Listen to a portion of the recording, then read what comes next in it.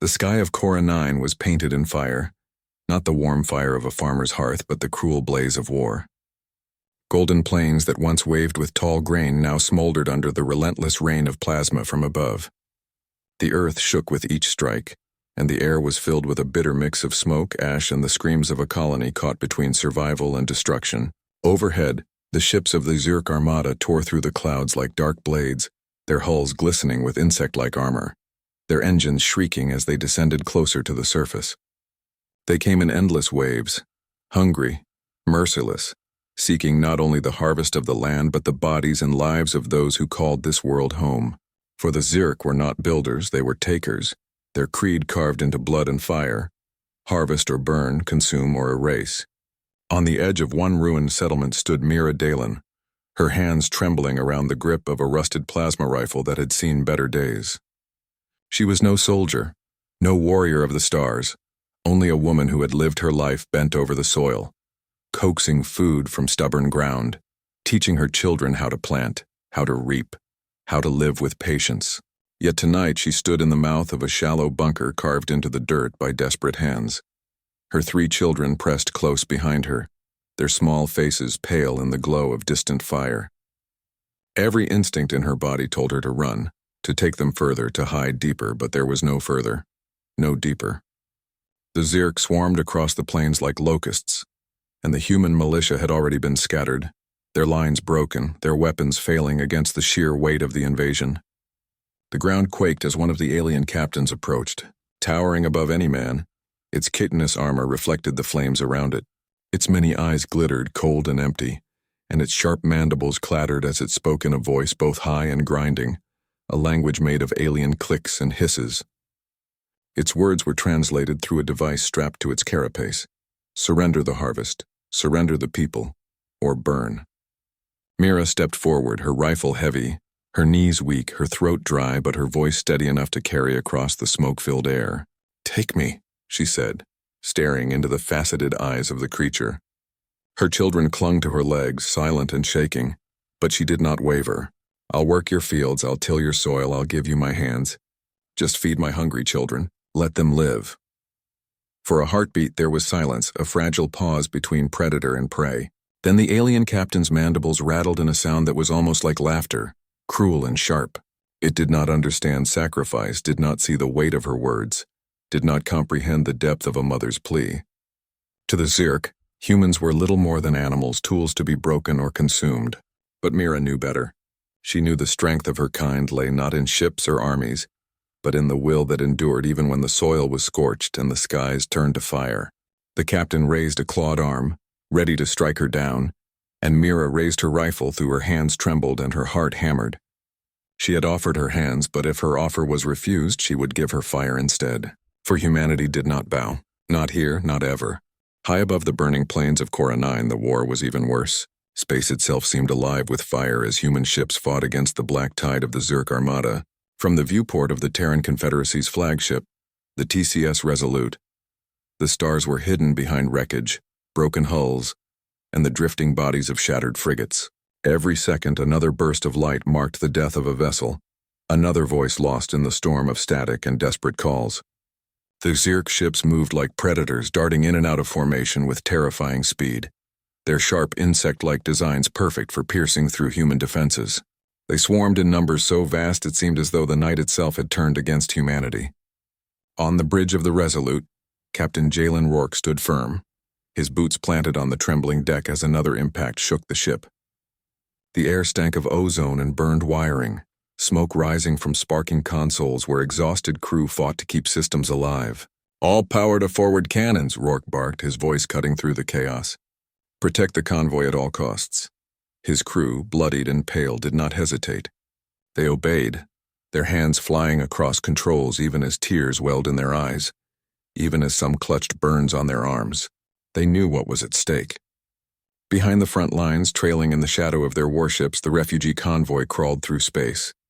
Dozens of slow civilian transports carried the last survivors of Cora 9, children, the sick, the old, families clutching each other in fear. Mira Dalen and her 3 children were among them, packed tightly in the dim belly of a freighter, surrounded by whispers of prayers and sobs. The convoy was humanity's hope, and if it fell, then Cora 9's last spark of life would be lost forever. "They're breaking our flank," an officer shouted, her voice shaking. On the view screen, Zirk needle ships darted past a crippled destroyer, tearing into the side of a medical transport. The ship split apart like a broken egg, spilling its helpless passengers into the vacuum. Gasps echoed across the bridge, but Rourke did not falter. His jaw tightened, his eyes locked on the convoy beyond. "Hold the line," he growled. "If we die, we die with our guns facing forward." And so the human fleet fought not with hope of victory, but with the fury of cornered beasts. Frigates rammed into cruisers, detonating their cores in blinding fire that consumed attackers and defenders alike. Shattered vessels turned themselves into weapons, dragging their killers down with them. Every death bought a heartbeat more for the convoy. Every sacrifice was a shield for those who could not fight. Mira's transport rattled with the shock waves of nearby explosions. Her children huddled close, their small fingers digging into her sleeves, their faces buried against her chest. She could hear the whispers of the crew, men and women muttering that they would never make it, that the Zirk were endless, that the convoy was too slow. Mira lifted her chin, her eyes burning with something fiercer than fear. She pressed her hands to the cold metal wall of the ship, as though she could pass her strength into its engines, as though she could carry it forward herself if she had to. Above, the battle reached its fever pitch. The Resolute, hull cracked and leaking fire, surged forward like a beast refusing to fall. "They think we'll break," Rourke said, his voice low but filled with iron. He looked at his crew, men and women who had fought until their bodies failed them, who had given everything already. "Show them what humans do when we're cornered." The ship roared to life, cannons blazing, driving into the swarm with reckless defiance. The bridge crew cheered, their voices raw, their fear turned to fury. Humanity was bleeding, dying, breaking apart piece by piece, but they would not bow. Not here, not tonight. And as the battle raged on, the convoy moved inch by inch, dragging hope through the fire of the void. The void above Cora 9 was alive with fire and death. Human ships, outnumbered and battered, fought with desperate fury against the Zirk swarm. Each vessel, scarred and broken, refused to fall quietly. A corvette with engines half destroyed rammed into an enemy cruiser, splitting both into shards of molten metal. A destroyer, leaking air from its ruptured hull, turned its reactor into a weapon, detonating in a blaze that swallowed a cluster of enemy fighters. The sky was no longer stars, only burning wreckage drifting through endless night. The humans fought like dying wolves, their losses feeding their rage, their every sacrifice buying another moment for the refugee convoy crawling across the darkness. Inside one of the crowded transports, Mira Dalen pressed her forehead against the viewport, her breath fogging the glass. Beyond it, she saw the dance of fire and ruin, the human fleet turning itself into a shield of flames. Her children trembled beside her, their small hands clutching at her sleeves, their eyes wide with terror. She placed her calloused hands on the glass as though she could hold the entire sky steady with her touch. She had lived her life with her hands in the soil, repairing harvesters, tending to broken machines, planting grain for others to eat. Now in the silence of the transport, she whispered to herself that if she must give those hands to keep her children alive, she would. Her eyes followed the path of the convoy, a fragile line of ships stumbling toward safety. But then her heart froze. Out of the darkness ahead, a vast shape emerged. It was no ordinary warship. It was a monster. The Zurich dreadnought slid into view, its body like a mountain of black chitin, its surface bristling with spines that glowed faintly with red energy. It moved with the slow, terrible grace of a predator that knew its prey had nowhere left to run. Entire human frigates looked like insects beside it, their weapons flickering uselessly against its armored hide. The dreadnought's weapon pods flared, the light growing brighter, preparing to unleash a storm that could tear apart entire fleets, burn planets, erase hope itself. A murmur of despair swept through the convoy. Some prayed, some wept, some screamed. The refugee ship shuddered as the crew scrambled, voices breaking over the comms as they tried to find an escape, though every pilot knew there was no path past such a beast. On the Resolute, alarms wailed as the dreadnought filled the main screen, its sheer size blotting out all else. Captain Rourke stood tall, though the light of the firestorm reflected in his eyes. "That's no ship," one officer whispered. Rourke's voice was quiet but steady. "No, that's a planet killer." Around him the crew trembled, their faces streaked with sweat and soot, but they looked to him, waiting for the command that might be their last. The dreadnought's weapon cores pulsed, brighter and brighter, and the dark swarm of escort ships tightened around it, sealing every gap, every chance of flight. Mira's children whimpered as the light grew in the void. She held them close, her arms strong even though her heart quaked. She whispered words of comfort she barely believed, that the ships above would hold, that humanity would not fall, that they would see another dawn. Yet as she stared into the endless dark, she knew the truth. The next moment could end everything. Humanity's last stand was no longer on the golden plains of Cora 9, but here, in the frozen silence of space, where one mother prayed and one captain prepared to defy the impossible. The fire was coming. The convoy trembled as the shadow of the dreadnought spread across the void. Its spines glowed brighter, each pulse a promise of death. Inside the refugee transport, men and women clung to one another, their whispers filling the dark cabin like the murmurs of a funeral. The crew shouted over the intercom, their panic leaking through every word. Some begged the escort ships to turn back. Some cursed the void itself. Some simply cried. Mira sat in silence.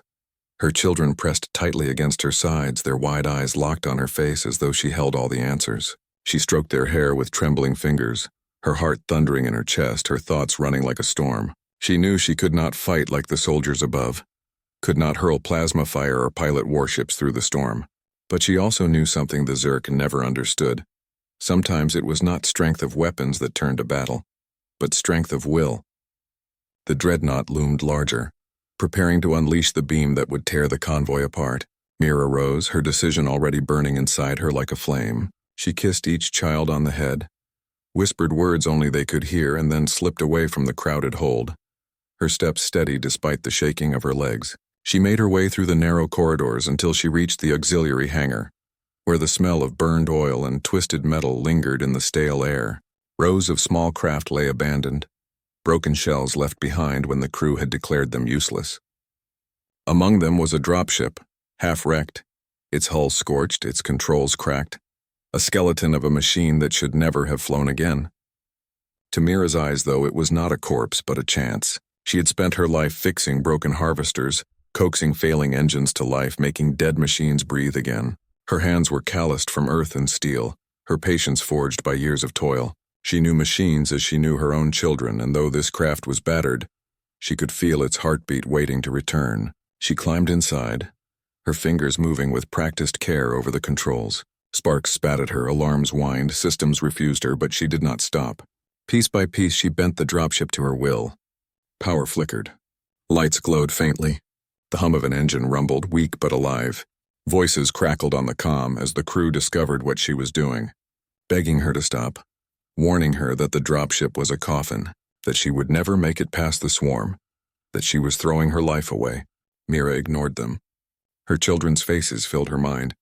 Her voice, steady and quiet, answered only once. My children must eat. My people must live. The hangar doors creaked open and the tiny ship lurched into the void. Against the backdrop of titanic warships and alien leviathans, Mira's vessel looked like a spark flickering in a storm. The Zerk laughed, their chittering signals mocking the fragile craft daring to rise against them. They could not see the fire that burned within her. To them she was nothing, a farmer with broken hands and a dying ship. But Mira gripped the controls, every nerve in her body alive, every thought sharpened to one purpose. She would not beg again. She would not bow. She would take this fragile flame into the heart of the monster, and if the stars demanded her life, she would give it gladly.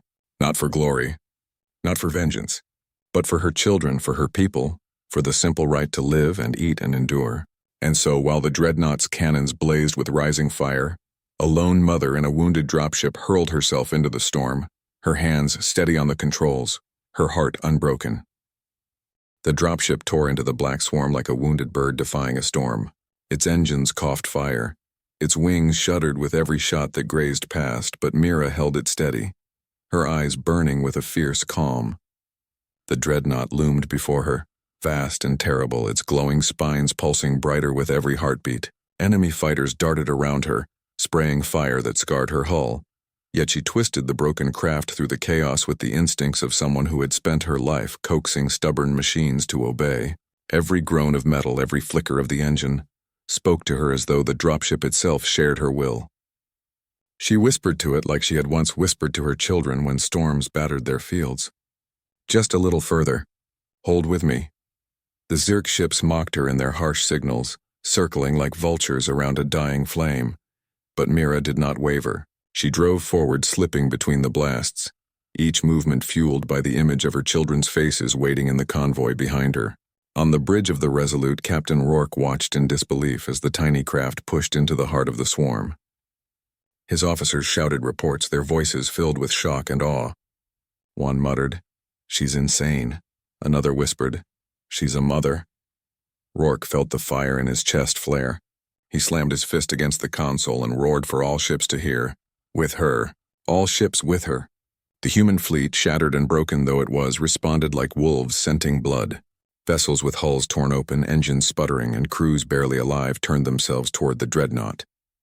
They poured every shot they had left into its armored hide, not to destroy it from afar, but to clear the path for the lone spark driving straight into its heart. Mira's dropship shook violently as the dreadnought's defense turrets locked on her, blazing with fire that should have ended her 100 times.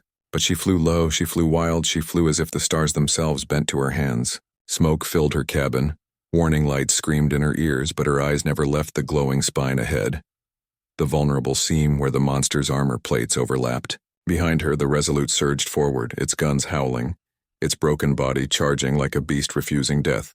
Human frigates rammed escort ships, dragging them into fire. Carriers opened their bays and flung shuttles like stones at the enemy lines. The fleet became a storm of sacrifice, a hurricane of fury, every crew giving their last drop of strength to keep Mira's path open. She felt the tremors of their deaths, saw the bursts of light in her viewport as friends and strangers alike burned so she could reach her target. Her hands tightened on the controls. Her heart whispered the only prayer she had left. "Let my children live." The dreadnought loomed close now, its surface a wall of black armor and glowing veins. The weak seam glimmered before her like an open wound waiting to be struck. With the last breath of her crippled ship, Mira pushed the engines to their limit and drove straight into it. The impact was a roar that swallowed the void. Her ship pierced the seam and exploded in a blaze that cracked the monster's spine. Fire ripped through the dreadnought, racing along its carapace, bursting from its glowing vents. On the Resolute, Rourke bellowed for every gun to open fire, and the fleet obeyed with thunder. The human ships hurled themselves into the wounded beast, every blast tearing it apart piece by piece. The dreadnought screamed in a voice that shook the stars, a sound of rage and agony, before it split apart in a storm of white fire. For a moment, the night became day and silence followed. Then across the battered human fleet, voices rose in cries of triumph and grief, for they knew they had seen not just a victory, but a sacrifice that would echo forever. The battlefield drifted in silence after the firestorm. The wreck of the dreadnought floated as a broken husk, its glowing spines dim and shattered, its swarm of escorts scattered into dust. Pieces of human ships turned slowly in the void, twisted metal and fragments of lives lost. But the convoy still moved forward, alive. The great beast had fallen, and with its fall the Zerk had tasted their first defeat at human hands. On the bridge of the Resolute, smoke still curled through the air and the wounded ship creaked as though it might fall apart at any moment. Captain Rourke stood with his crew, his face streaked with grime, his eyes fixed on the convoy glowing faintly in the distance. Against all odds, they had survived. Against all reason, humanity had won. But the victory carried a wound deeper than any the ship bore. Mira Dalen was gone, her dropship consumed in the blaze that had torn the dreadnought apart. She was no soldier, no captain, no commander, only a mother who had asked for nothing but food for her children. She had given her hands, her courage, her life, and through her sacrifice the fleet endured. News spread quickly through the convoy, whispered first as rumor, then spoken aloud as truth, and soon carried across every surviving ship like a holy flame. The story of the farmer's wife, the mother who rose from the dirt and faced the monsters of the void, burned brighter than any star. In the refugee ship where her children sat in silence, people gathered, placing hands on their shoulders, vowing that these children would never hunger, never be left alone, never be forgotten. Strangers offered food, clothes, soft words of comfort, but what mattered most was the promise spoken again and again. Your mother saved us all. As the fleet limped toward safety, battered ships docking with one another to share supplies and repair, the soldiers told her tale in their own voices. Some said she flew like a star itself, weaving through the swarm with fire in her hands. Others swore her final strike had been guided by something greater, as if the spirit of humanity itself had chosen her to be its blade. None of them knew her name at first, but soon it was spoken clearly across every comm channel. Mira Dalen. A mother.